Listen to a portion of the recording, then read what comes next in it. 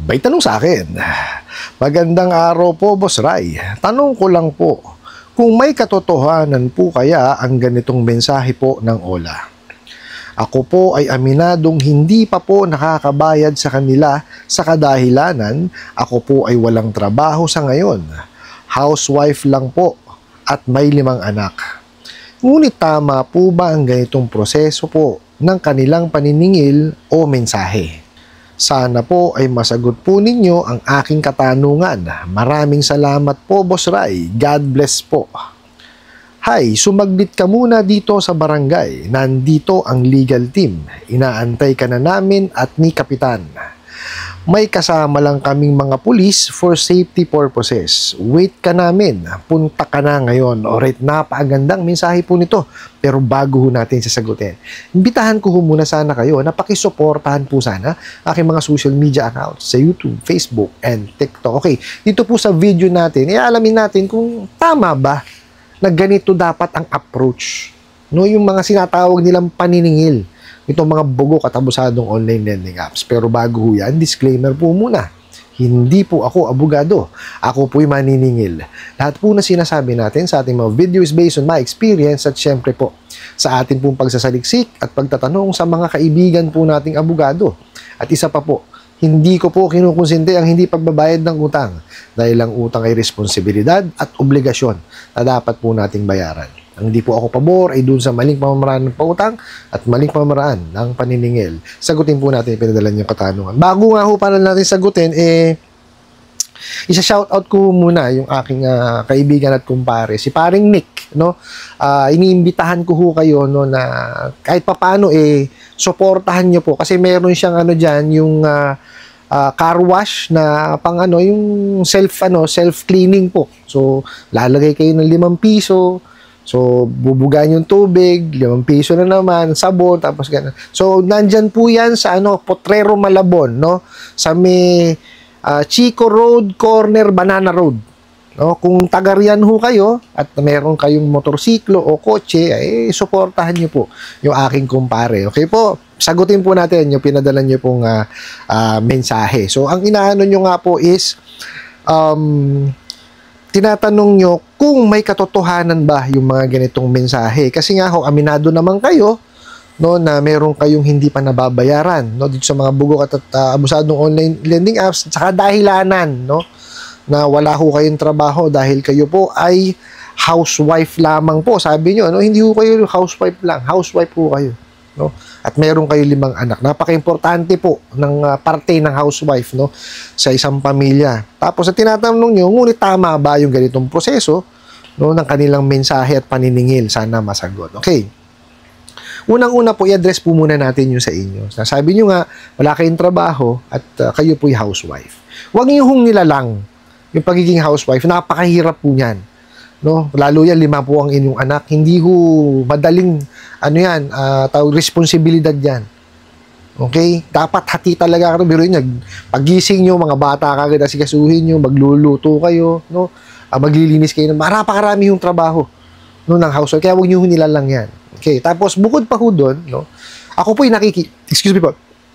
nakikiusap, no, sa ating mga kababayan, lalo na po no, sa mga walang hanap buhay, estudyante, at kagaya nyo po, housewife, no, na wag ho tayong pumasok dito sa mga bugok at abusadong online lending apps. Kasi unang-una po, no, kung tayo po'y walang trabaho, housewife at estudyante, wala po naman ho tayong pagkukunan pa, no, ng income para po ibayad sa kanila. No? Kasi, responsibilidad po yan pagka tayo po yung nanghiram. Kanya nga lang po, no, ito kasi mga bugok at abusadong online lending apps na to, hindi ho kasi nagka-credit investigate. Kaya po, kagaya po, nung walang trabaho, estudyante at mga housewife po, inapapahiram nila.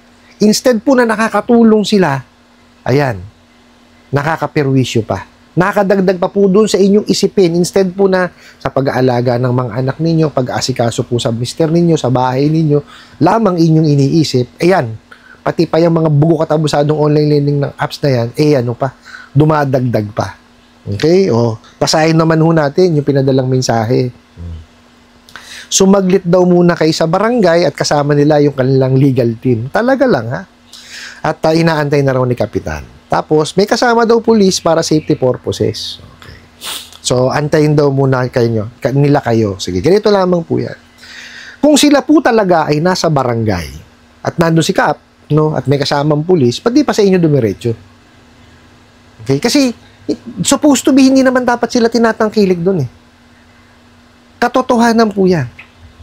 Meron po tayong Supreme Court Administrative Circular 14-93 na pagka po yan ay juridical entity or mga kumpanya, hindi na ho sila tatangkilikin or papansinin pa sa barangay.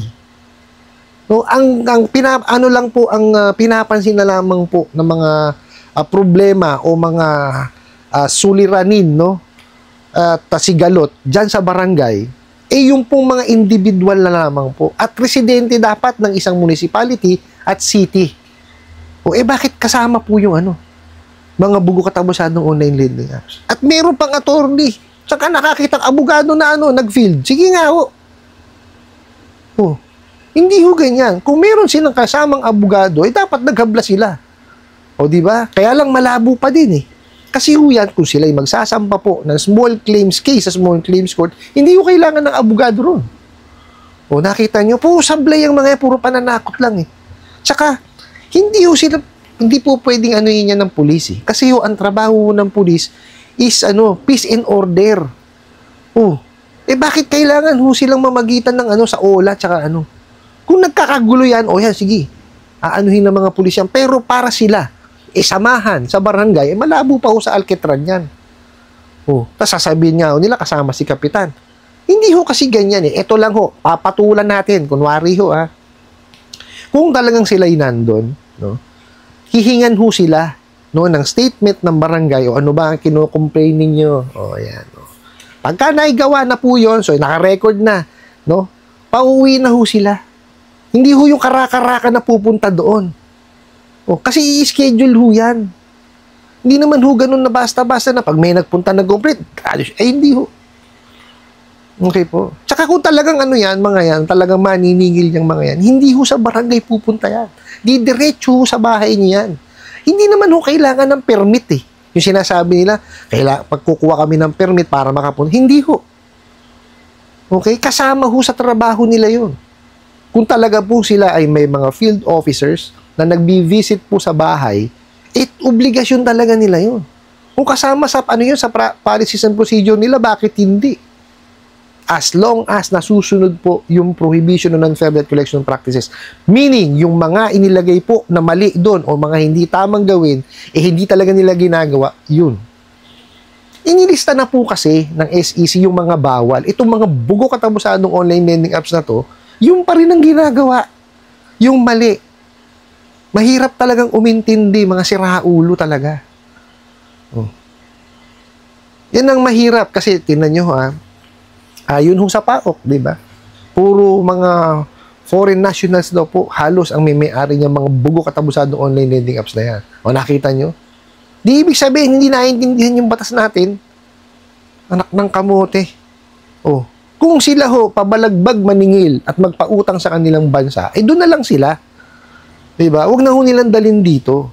Kasi tayo dito sa Pilipinas, may mga batas na naka-in-place at mga memorandum na dapat sundin. Itong mga bugo katabusadong online lending apps, hindi naman yata nila naiintindihan yung batas natin, tira na sila ng tira. Ito namang mga Pilipinong empleyado, ayaw naman ayusin.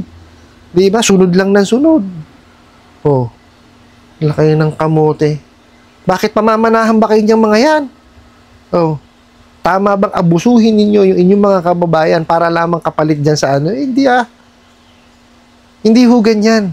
Kung alam nyo na kayo po'y nakaka-perwisyo na sa inyong mga kapwa-tao, lalo kung kababayan nyo pa, bakit ganyan tinitiis nyo? Napakarami hong hanap buhay dyan. Yes, I understand, mahirap. Pero marami ho. Diba? Napakarami pong vacancies eh. Bakit dyan kayo papatol? Di ba may mga nagsasabi pa nga po nung mga na-read, pinapahirapan sila, di sila Gusto nyo yun? Inaapi kayo ng mga dayuhan, anak ng kamote naman kayo. Hindi ganyan. Diba? Ako nagkaroon ako ng mga pero nagkaayos ho kami. Hindi ho sila ganun.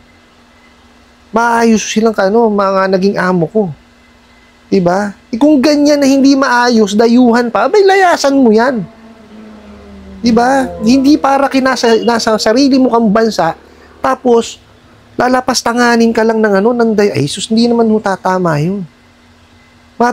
Doli ho tayo. Mag-complain kayo sa doli kung kayo po yung Diba? Yung mga nagsasabi ng mga ahente ng OLA na inaapi sila, pupunta kayo sa doli.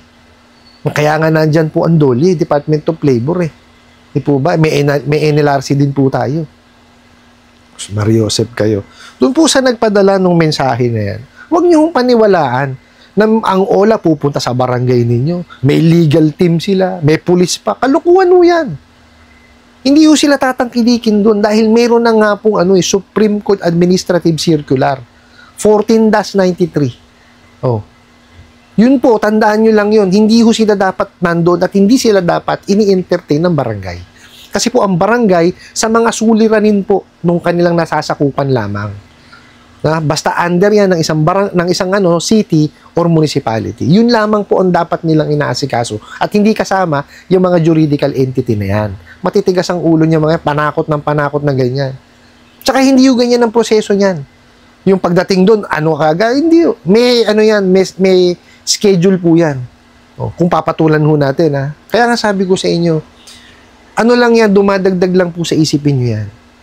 Okay? Hindi ho dapat na dinadagdag nyo pa sa sa araw-araw nyong isipin yan. Okay? Tsaka ho, pakiusap ko, pagka ganyan kayo, walang naman trabaho, estudyante at housewife po. Hindi ho, wag ho kayong manghihiram kasi wala pa ho kayong kakayanan magbayad No? Kasi itong mga bugo katapusan ng online lending apps, wala pong credit investigation, wala pong verification yan, at walang evaluation. Talagang yan, lahat yung bibigyan. Mga ugok nga Di po ba? Wag na ho tayong dumagdag pa doon sa iba nating mga kababayan na nagkaroon ng anxiety at saka depression. At ayun, ano ho nangyari? Di ba? Binuwis yung kanilang sariling buhay. Binawi ho yung kanilang sariling buhay. Hindi ho tama yun. Di po ba? Excuse me po. Kasi ho, ibinigay ho sa atin ng Panginoon Diyos yan. Pakahalagaan ho natin. Huwag ho nating isipin na bagong gano'n. No, hindi ho tama yan. Napakarami ho mas magandang kayong isipin, no? Niyo, makipag kayo sa pamilya niyo, di ba? Let's say for example po, tanggalin natin kung ano man yung nararanasan natin na problema sa mga OLA. Diba? Isipin ho natin bago sila dumating.